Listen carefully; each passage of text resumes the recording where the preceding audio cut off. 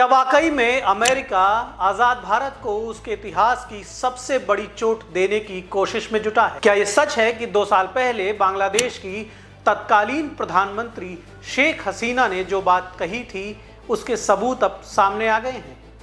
यानी अमेरिका भारत के पूर्वोत्तर राज्यों बांग्लादेश और म्यांमार के बड़े हिस्से को तोड़कर एक मिलिट्री क्रिश्चियन कंट्री स्थापित करने की कोशिश में जुटा है। और यही वजह है कि अमेरिकी एजेंट अब एनआईए की कैद में हैं।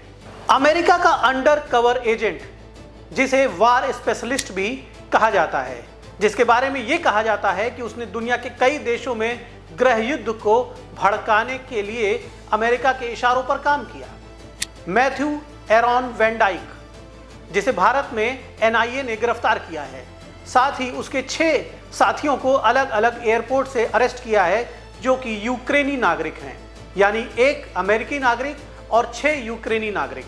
ये सब भारत में वीज़ा लेकर घुसे थे, टूरिस्ट वीज़ा पर घुसे थे, लेकिन भारत के हितों के खिलाफ अवैध रूप से भारतीय सीमा पार करके म्यांमार में जाते थे और भारत और म्यांमार से जुड़े आतंकी संगठनों को हथियारों की ट्रेनिंग सप्लाई करते थे। साथ ही खतरनाक ड्रोन भी यूरोप से मंगाकर सप्लाई करते थे।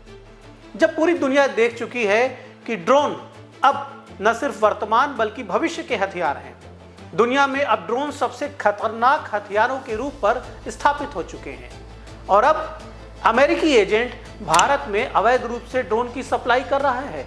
भारत की सबसे संवेदनशील सीमा पर, म्यांमार सीमा पर, उस म्यांमार में जहां पर लंबे समय से कोई चुनी हुई सरकार नहीं है, जहां पर अशांति है और सैन्य शासन काम कर रहा है। अमेरिका भारत के खिलाफ क्या प्लान कर रहा है? अमेरिका क्या चाहता है? आप जानते होंगे कि पिछले कुछ दशकों में भारत के पूर्वोत्तर राज्यों में, सिक्किम में, मणिपुर में, त्रिपुरा में, तमाम जो हमारे 7 सिस्टर्स जो हमारे राज्य हैं पूर्वोत्तर के, वहां पर पिछले कुछ दशकों में बहुत तेजी के साथ ईसाई धर्मांतरण हुआ है। बहुत तेजी के साथ वहां पर क्रिश्चियन पॉपुलेशन में वृद्धि हुई है। और 2 साल पहले शेख हसीना ने इस बात को कहा था, भारत को उन्होंने सावधान किया था, पूरी दुनिया को बताया था कि अमेरिकी एजेंसियां बांग्लादेश पर दबाव डाल रही हैं, शेख हसीना पर दबाव डाल रही हैं कि वो बांग्लादेश के निकट उन्हें यूएस आर्मी का एक स्टेशन स्थापित करने की अनुमति दें।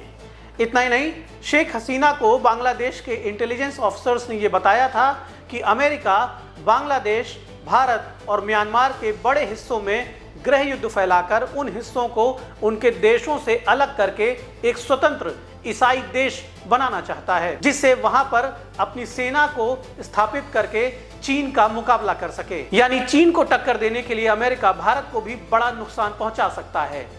अमेरिका को यह समझ में आ गया है कि उसको चुनौती देने की ताकत अब दुनिया में अगर वाकई में किसी के पास है तो वो चीन है।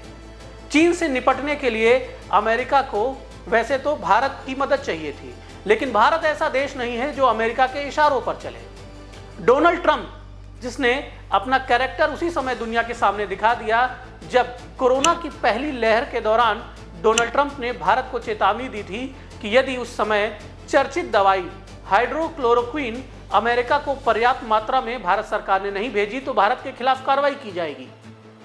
यानी डोनाल्ड ट्रंप ने भारत को पहली धमकी उसी समय दे दी थी कि वो अपने फायदे के लिए, अमेरिका के फायदे के लिए भारत को नुकसान भी पहुंचा सकते हैं। गलवान अटैक के समय अमेरिका ने जरूर भारत को भरोसा दिया था कि चीन यदि बड़ा हमला करता है तो अमेरिका भारत की मदद करेगा, लेकिन वहां भी अमेरिका का स्वार्थ छिपा था। अमेरिका हमेशा यह चाहता है कि भारत को एक टूल की तरह यूज करे चाइना के खिलाफ। और इतना ही नहीं, अमेरिका यह भी चाहता है कि भारत को पाकिस्तान और चीन जैसे देशों के साथ संघर्षों में उलझाए रखे। पाकिस्तान के साथ भारत का संघर्ष चलता है तो अमेरिका के हथियार पाकिस्तान भी खरीदता है और भारत भी खरीदता है। वहीं चीन के साथ भारत का संघर्ष चलता है तो भारत अमेरिका के दबाव में रहता है। कुल मिलाकर ट्रंप की नीति या अमेरिका की नीति हमेशा सिर्फ उनके स्वार्थों पर आधारित है। और अब जब अमेरिका का अंडर कवर एजेंट भारत में अरेस्ट हुआ है, मैथ्यू एरॉन, ये एजेंट जिसने सीरिया में गृह युद्ध भड़काया, आतंकवाद भड़काया, जिसने लीबिया में आतंकवाद और गृह युद्ध भड़काया, जिसने कई देशों में, कई इस्लामिक देशों में अमेरिका के हितों के लिए वहां की जनता को, वहां के आतंकी समूहों को उनके हाथों में हथियार पकड़ाए। इतना ही नहीं, वेनेजुएला की सरकार के खिलाफ, मादुरो की सरकार के खिलाफ भी पिछले कई सालों में इसी अमेरिकी एजेंट ने वहां की जनता को भड़काया, वहां भी गृह युद्ध करवाने की कोशिश की। और आखिरकार आपने देखा ही कि अमेरिका कई सालों से वेनेजुएला के पीछे पड़ा था और वहां के किस तरह से वहां के स्टेट हेड को, मादुरो को किडनैप कर लिया अमेरिका ने। इसकी पृष्ठभूमि तैयार करने में भी इसी अमेरिकी एजेंट का हाथ बताया जा रहा है। और इधर कुछ महीनों से ये एजेंट भारत में सक्रिय था, पूर्वोत्तर में सक्रिय था। पूर्वोत्तर जहां तमाम आतंकी समूह संगठित रूप से काम कर रहे हैं लंबे समय से। मणिपुर में जो लंबे समय से हिंसा चल रही है, ऐसा माना जा रहा है कि उसमें भी अमेरिका का इंटरेस्ट है। चाइना को काउंटर करने के लिए अमेरिका उस इलाके में क्रिश्चियन मोनोपोली को स्थापित करना चाहता है। एक ईसाई बाहुल्य सशस्त्र सैन्य ग्रुप को वहां पर स्थापित करना चाहता है, क्योंकि म्यांमार में चाइना का इंटरफेयर है। वैसे तो म्यांमार बौद्ध धर्म को मानने वाला देश है, लेकिन वहां पर जो आतंकी समूह म्यांमार की सेना से लड़ रहे हैं उसमें ज्यादातर ईसाई धर्म के मानने वाले लोग हैं, यानी क्रिश्चियन मिलिटेंट ग्रुप म्यांमार में वहां की सेना से लड़ रहे हैं।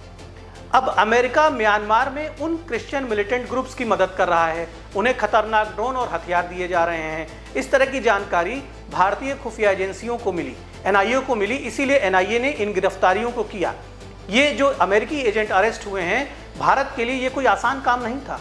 अमेरिका आज भी दुनिया का सबसे ताकतवर देश है, पूरी दुनिया में अमेरिका की गुंडागर्दी खुलेआम चलती है, फिर भी भारत की एजेंसियों ने बड़े साहस का परिचय देते हुए अमेरिकी अंडरकवर एजेंट को अरेस्ट किया। साथ में यूक्रेनी नागरिकों को भी अरेस्ट किया जो कि यूक्रेन के एजेंट हैं। ये अमेरिकी एजेंट जो अरेस्ट हुआ है, इसने यूक्रेन में भी काम किया रशिया के खिलाफ। यूक्रेन के नागरिकों को भी हथियारों की ट्रेनिंग दी, हथियार सप्लाई कराए और रशियन फोर्सेस के खिलाफ गुरिल्ला वार की ट्रेनिंग दी। ये अमेरिकी एजेंट युद्धबंदी के रूप में, POW यानी प्रिजनर ऑफ वार के रूप में भी अरेस्ट हो चुका है। ये एक संगठन भी चलाता है जिसका नाम है सन ऑफ लिबर्टीज। एक ऐसा संगठन दुनिया में आजादी के नाम पर दुनिया के तमाम देशों में वहां के लोगों को, उग्र लोगों को आजादी दिलाने के नाम पे भड़काता है, हथियार, पैसा और हर तरह की मदद करता है। ऐसा एक संगठन ये चलाता है। भारत में इसकी जो गिरफ्तारी है, ये एक बहुत बड़ी घटना है और बहुत बड़ी साजिश का खुलासा है। भारत सरकार के सामने एक बहुत बड़ी चुनौती आने वाली है। आज नहीं तो कल अमेरिका जरूर पूर्वोत्तर में कुछ ऐसा करेगा जिससे भारत के हितों को बड़ी चोट पहुंच सकती है। ये अच्छा हुआ कि ये खुलासा पहले ही हो गया और भारत सरकार को एक मौका मिल गया अपनी कमजोर कड़ियों को दुरुस्त करने का। हालांकि भारत सरकार उसी समय सतर्क हो गई थी जब शेख हसीना ने भारत सरकार को यह बड़ी जानकारी दी थी कि अमेरिका एक बड़ा षड्यंत्र कर रहा है जिससे बांग्लादेश को भी नुकसान होगा, भारत को भी और म्यांमार को भी। अब ये देखने वाली बात है कि पूर्वोत्तर की जो स्थितियां हैं, जिस तरह से मणिपुर में सालों से दंगा चल रहा है, मणिपुर के बहुत बड़े इलाके में, वहाँ के जंगलों और पहाड़ों में सेना और सुरक्षा बलों को भी जाने में दिक्कत होती है, क्योंकि वहाँ पर जो कुकी ग्रुप्स हैं जिसमें कि बड़ी संख्या ईसाइयों की है, इतना ज़्यादा धर्म परिवर्तन हुआ वहाँ पर कि ईसाइयों की इतनी संख्या बढ़ गई और उसमें बड़ी संख्या में ऐसे लोग हैं जो भारत सरकार की बात नहीं मानते, लोकल पुलिस की बात नहीं मानते, सेना की भी बात नहीं मानते, सुरक्षा एजेंसियों के साथ कोऑपरेट नहीं करते। सुरक्षा एजेंसियां उन इलाकों में तो काम कर पा रही हैं मणिपुर के, जहां पर मैतेई रहते हैं जो कि हिंदू धर्म को मानते हैं, लेकिन जिन इलाकों में ईसाई कुकीज़ हैं उन इलाकों में सिक्योरिटी एजेंसीज को ऑपरेट करने में बहुत दिक्कत आती है। माना जा रहा है कि US एजेंसीज वहां भी भारत सरकार के हितों के खिलाफ काम कर रही हैं और जितने ईसाई उग्रवादी संगठन हैं, वो चाहे म्यांमार में हों, चाहे भारत के पूर्वोत्तर राज्यों में हों, उन्हें हथियार, ड्रोन और हाईटेक वेपन्स और जो तमाम संचार के साधन है वो अमेरिकी एजेंट्स, यूक्रेन के ये एजेंट्स ही उपलब्ध करा रहे थे।